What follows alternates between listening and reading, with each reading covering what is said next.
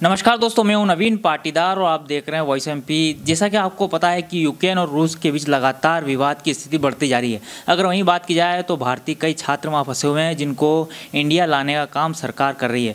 दूसरी तरफ अगर बात की जाए तो नीमच की बेटी लुबांशी अम्ब भी पिछले कई दिनों से यूक्रेन और रूस के बीच चल रहे विवाद के बीच वहाँ फंसी हुई थी। वे अब इंडिया के बाद नीमच आ पहुंची है। उनसे बात करते हैं किस तरीके से वे अब इंडिया आने के बाद महसूस कर रही है। लुबांशी, किस तरह का महसूस कर रहे हैं आप इंडिया आने के बाद? जी, बहुत अच्छा लग रहा है, लेकिन जो बच्चे अभी वहाँ फंसे हुए तो हम चाहेंगे उनको जल्दी से जल्दी वहाँ निकाला जाए। उनके पेरेंट्स भी बहुत टेंशन में है, तो हाँ बुरा तो हाँ यहाँ आए खुश है, लेकिन उनके लिए भी बुरा लग ही रहा है।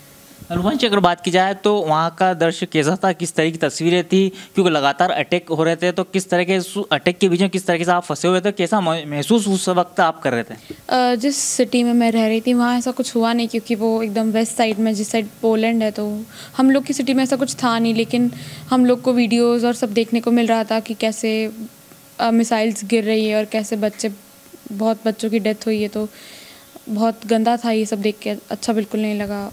हम चाहेंगे कि सब रुके तो ज़्यादा अच्छा है जल्दी से। वहाँ पे हम लोग को मतलब बस यही था कि हम लोग को वहाँ से बॉर्डर क्रॉस हो जाए, फिर भले ही जो होगा हो जाए। हम लोग को बस उस टाइम बॉर्डर क्रॉस करना था, क्योंकि हम लोग का ऐसे सुनने में आया था कि इवानो है एक सिटी जो लवीव के पास ही है, वहाँ पे भी बॉम्बिंग हुआ है। तो अगर वहाँ पे हो सकता है तो लवीव में होने में कितना ही टाइम लगेगा। तो हम लोग को वहाँ से जल्दी निकलना था, तो हम सब डरे हुए थे। फिर हम लोग परसों ही इंडियन एम्बेसी के थ्रू हम लोग यहाँ पे इंडिया पहुँचे हैं। तो इंडिया आने के बाद बहुत ही अच्छा लगा और बहुत रिलीफ लगा कि अभी हम लोग सेफ़ हैं। लुबांशी, अगर बात की जाए तो किस तरह की प्रक्रिया से आपको गुजरना पड़ा, कितने दिन आपको जो है कागजी कार्रवाई करनी पड़ी, उसके बाद आप यहाँ पहुँचे? किस तरीके से आप यहाँ पे लगातार स्थानीय नेताओं के संपर्क में थे, स्थानीय प्रशासन के संपर्क में थे, किस तरीके से आप संपर्क में? हम लोग को जब अटैक हुआ कीव पे, जो मेन सिटी है वहाँ का कैपिटल सिटी है, तो हम लोग उसके 2 दिन बाद हम लोग निकले लवीव से। हमने कार किया, हमें कार वाले ने बोला कि वो 25 किलोमीटर तक ही छोड़ सकता है और उससे आगे नहीं, क्योंकि उन लोग को अलाउ नहीं कर रहे थे जाने के लिए। तो उसने हमें वहाँ तक छोड़ा। उसके बाद हमने पैदल चलना स्टार्ट किया। उसमें हमें 3 दिन लग गए सिर्फ चेक पॉइंट पहुँचने में, और चेक पॉइंट में हमें कम से कम 6 घंटे खड़ा रहना पड़ा, क्योंकि उस कंट्री के जो लोग थे उन्हें जाने को दे रहे थे और हम लोग को धीरे धीरे और बहुत रोक के जाने को दे रहे थे। फिर हमने जैसे तैसे वहाँ से भी क्रॉस किया। फिर हम लोग बॉर्डर वहाँ से 5 किलोमीटर दूर थी, तो हम लोग वापस से चलना स्टार्ट किए और बॉर्डर पे जाके देखा तो बहुत ही लंबी लाइन थी। तो फिर हमें 1 दिन और वहीं रुकना पड़ा।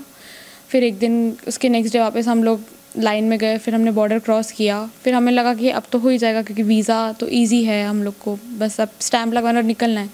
लेकिन हम लोग अंदर पहुँचे तो हमें वहाँ पे 2 दिन लग गए वीज़ा के लिए, क्योंकि बहुत ही लोग थे वहाँ पे, हर कंट्री के लोग थे और हर जगह से बच्चे थे।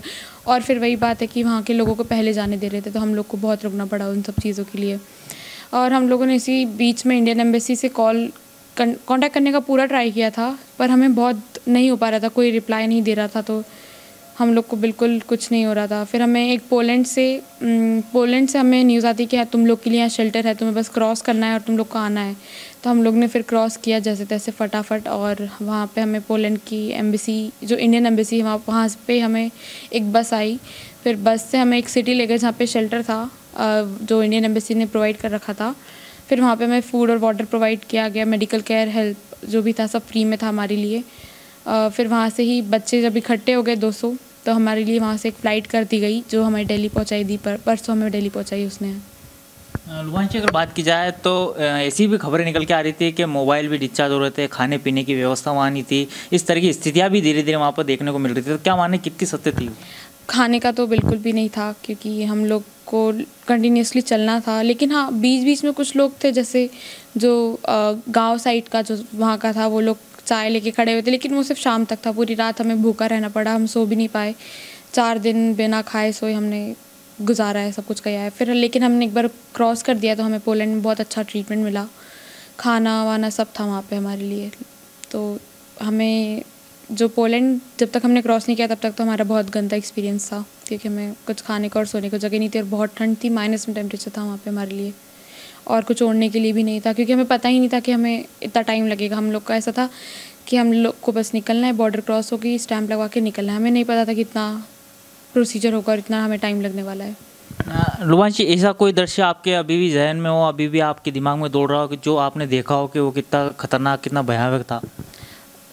जी, वीज़ा की जब हम लोग लाइन में लगे थे तो बहुत सारे बच्चों को, मतलब पहले तो बहुत लड़ाइयाँ हो रही थी, एक नाइजीरियन जो दूसरी कंट्री का था यूक्रेनियंस के साथ, तो उस फाइट में ही बच्चे लोग दब रहे थे, तो वो बहुत गंदा सीन था। तो हम लोग ने, वहाँ की पुलिस कुछ हेल्प नहीं करी थी, उन्होंने बोला, क्योंकि उनकी कोई सुन भी नहीं रहा था, इतने भीड़ हो गई थी तो कोई किसी की पुलिस की सुनने को रेडी नहीं, और सब अपने हिसाब से कर रहे थे, सब ये हुआ। और जब वो लड़ाई स्टार्ट हुई तो बहुत सारे इंडियन बच्चे और जो दूसरे जो आसपास के लोग थे उनको भी बहुत चोटें लगी, और एक लड़की बेहोश हो गई थी, उसको बाहर निकाला था फिर हम लोगों ने, और उसको फिर बैठाया, लेकिन ऐसा बोल रहे थे कि ठंड की वजह से ये सब हुआ है, और हमारे पास उस टाइम कुछ था नहीं उसको उड़ाने के लिए, तो वो चीज़ का हम लोग को बहुत बुरा लगा।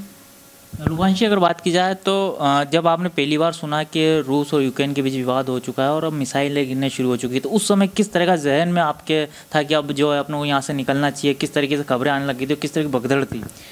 हमें ऐसा पता था कि वॉर का थोड़ा स्टार्ट हुआ है, लेकिन मिसाइल्स का कोई आइडिया नहीं था, किसी ने कुछ बोला नहीं और कुछ भी नहीं था। तो हमारे कुछ दोस्त लोग जो चले गए थे पहले, उन्होंने बोला कि तुम लोग भी आ जाओ, सिचुएशन इतना अच्छा नहीं, तो हम लोग ने भी डिसाइड किया कि अब सब जा रहे हैं तो हम भी चलते हैं। तो हम लोग जिस दिन टिकट्स बुक किए उसके नेक्स्ट डे ही अचानक से हमला हुआ, तो हम लोग का फ़्लाइट्स कैंसिल हो गया, क्योंकि वहाँ पे पूरा एयर स्पेस शट डाउन कर दिया उन्होंने। तो अभी उस सिटी से निकलना हमारे लिए मुश्किल था, तो इसलिए हमें पोलैंड हमें ये सब करके वहाँ से निकलना पड़ा। तो ये थी लुभांशी, जिन्होंने बताया किस तरीके से वहाँ का दृश्य था, साथ ही वह भारत आने के बाद किस तरह का महसूस कर रही है। उनकी मम्मी भी इस वक्त हमारे साथ मौजूद है, उनसे बात करते हैं, क्योंकि वे भी लंबे समय से तो उन बेटी को यहाँ पर आने को लेकर जो है लगातार स्थानीय नेताओं के साथ जो वहाँ की अपनी बेटी से संपर्क में थी। मम्मी जी, अगर बात की जाए किस तरह का महसूस आप कर रहे हैं, अब आपकी बेटी आपके घर आ चुकी है? मेरी बेटी घर आ गई हो तो बहुत अच्छा महसूस कर रही हूँ, खुश, भगवान का धन्यवाद कर रही हूँ कि मेरी बेटी सही सलामत आ गई है। जब तक ये नहीं आई थी, जब पता चला कि वहाँ पे हवाई हमला चालू हुआ, तो मैंने इससे कहा था कि ऐसा हुआ है तो अब आप निकलो, तो सिर्फ एक बैग लेके ही निकलना पड़ा था उनको। तो खाने पीने का वगैरह वैसा उन दिनों 4-5 दिन जो रही, जान मुट्ठी में रही थी। जब पता चला कि इसने पोलैंड बॉर्डर को, यूक्रेन बॉर्डर को क्रॉस करके पोलैंड में पहुंच गई, तो थोड़ी शांति हुई थी कि वाह नहीं, अब बेटी अपनी सुरक्षित घर आ जाएगी, लेट आएगी पर आ जाएगी। गवर्नमेंट ने जो सहयोग करा उसका हमें विश्वास था कि आ जाएगी बेटी करके।